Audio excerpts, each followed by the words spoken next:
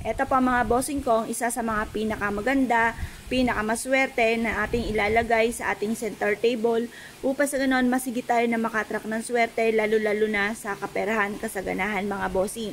Ngayon po mga bossing, lagyan nyo po ito ng barya pero itong ating bigas, pwede nyo naman itong isaing uli basta hugasan nyo lang itong mabuti. Yung barya mga bossing ko ay isa sa mga subok na proven na napakaswerte lalo-lalo na pagdating sa usapin ng kaperahan mga bossing. Ayan po, sa tagal na po niya na meron na po siya mga bukbok mga bossing. Kaya gawin po natin para hindi masayang po ito, hugasan natin itong mabuti yung ating pong bigas. Pwede naman natin siyang isaing pumuli. Or kaya po, pwede rin naman po kung kayo ay magpapauso kagaya nito, isama nyo po unti-unti ang ating bigas para hindi po siya masayang, at least nagamit po natin mga bossing ko sa ating kung kakainin po ninyo, or kaya po ay nagamit natin sa pampaswerte. Subok po ito na napakaswerte basta't may 100% kang paniniwala sa mga ganitong mga pamamaraan.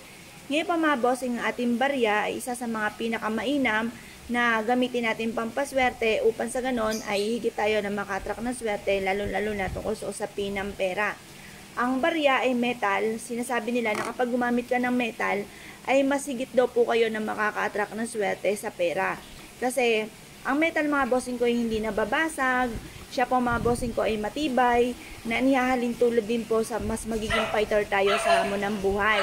Tapos ang silver ay nagtataboy ng mga kamalasan, ang gold ay for abundance mga bossing. Tapos yung ating barya naman na may rose gold na 20 pesos, ang rose gold mabilis na solusyon sa mga problema at mabilis din na maka-attract ng swerte lalo na sa pera.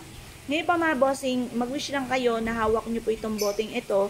Kahit maliit na bote lamang, mag-wish ka na sa pamamagitan nito ay magtutuloy-tuloy ang pasok na swerte. Hindi na kayo muling mamalasin pa, puro swerte ang darating sa buhay ninyo. At ito po ay mapapasin ninyo na lagi kayo iaadya ko sa lagi kayo ay suswertihin. Proven po ito na napakaswerte, basta't habang kayo ay nagwi-wish, naka-mindset na po sa inyo na kayo po ay simula na ito ng tagumpay, hindi na kayo mamalasin, puro swerte ang darating. Ganun po, kasi kapag kayo gumagawa ng pampaswerte tapos nasa isipan nyo ay pangit din po mga magaganap kasi makapangyarihan ng ating isipan, ng ating salitain at ang ating pandama. Kaya habang kayo gumagawa ng mga pampaswerte, nasa isipan po ninyo pa ng mga magaganda na simula na ito ng tagumpay at hindi na kayo muli mamumblema pa tungkol sa usapin ng pera. Ito po, paborito ko ito. Kung mapapasin ninyo, di ba may mga bukbuk na nga po siya.